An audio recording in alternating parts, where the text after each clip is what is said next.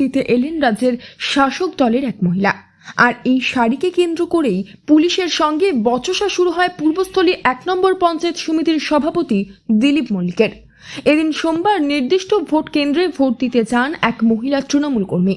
তবে তিনি যে শাড়ি পরেছিলেন সেই শাড়ির মধ্যে ছিল ভাঁড়ির ছবি এবং লক্ষ্মীর ভাণ্ডার লেখা। জানা যায় এই শাড়ি দেখার পরই বিজেপির তরফে অভিযোগ জানানো হয়। এই প্রসঙ্গে বিশাল চৌধুরী নামের স্থানীয় বিজেপি নেতা বলেন, না আমরা দেখছি অনেকক্ষণ ধরে উনি একটা শাড়ি পরে আছেন, ভেতরে ঢুকছেন বেরোচ্ছেন, উনি ভোট দিয়ে চলে আসতেন তাহলে ঠিক ছিল। উনি কিন্তু ভোট দিয়ে ওখানেই বসেছিলেন, ভিতরে যে বাইরে বারান্দা যে বেঞ্চিটা ছিল বেঞ্চিতে উনি বসে থাকছেন।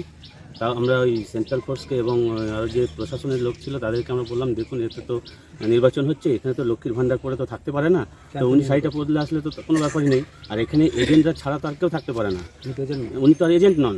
উনি কি ভিতরে ছিলেন? হ্যাঁ উনি ভিতরে ছিলেন। ভিতরে বলতে কি বারান্দায় যে ভোটের ভিতরে বাইরে যে বারান্দাটা আছে বারান্দাতে উনি ছিলেন। এতে কি মনে হয় মানে হচ্ছে গিয়ে এতে সাধারণ মানুষকে ভোট প্রভাবিত করা হচ্ছে, ক্যাম্পেইনিং করছে। কিন্তু লক্ষ্মী তৃণমূলের দাবি লক্ষ্মী ভাণ্ডার থেকে সরকারি প্রকল্প, সেক্ষেত্রে সেটাতে তো আর কোনো পার্টির সিম্বল না। না সরকারি প্রকল্প বলতে এখানে ভোট চলাকালীন কোনো প্রকল্প মানে এগুলো 200 মিটারের মধ্যে থাকতে পারে না, আমরা জানি। তো সেটা আমাদের কাছে রিপোর্ট এসেছে এরকমভাবে থাকতে পারবে না, যার জন্য আমরা দেখেছি, যার জন্য আমরা রিপোর্টটা করেছি। তবে পূর্বস্থলী 1 নম্বর পঞ্চায়েত সমিতির সভাপতি দিলীপ মল্লিক জানিয়েছেন, কি বিষয় ছিল মানে আমাদের বিষয়টা কিছুই নয়। মেয়েরা শাড়ি পরে কোথা থেকে কি শাড়ি এনেছে, লক্ষ্মীর ভাণ্ডার, মা লক্ষ্মীর প্রতীক লক্ষ্মীর ভাণ্ডার। এটা আবহমানকাল থেকে এই লক্ষ্মীর ভাণ্ডারে পয়সা জমানোর কথা বলা হচ্ছে। সেই শাড়ি পরে এরা এসেছে, বলছে আপনি চলে যান শাড়ি পাল্টে আসুন। অত বড় অধ্যত্ত পুলিশ অফিসারের, বলছে বিজেপি অবজেকশন করেছে আপনি শাড়ি পাল্টান। তো বিজেপি অবজেকশন করলে শাড়ি পাল্টে আসতে হবে। ওরা কপালে গেরুয়া টিপ করে ফেটি বেঁধে গেরুয়া স্কার্ফ পরে ভেতরে বসে এজেন্ট হয়েছে, আমরা তো কিছু বলিনি। তো ওটা তো পার্টির সিম্বল নয়, এটাও তো কোনো পার্টির সিম্বল নয়। আপনারা দেখতেই পাচ্ছেন আমাদের পার্টির সিম্বল ঘাসের ওপর জোড়া ফুল, সেই শাড়ি তো আমাদের এটা পড়েনি।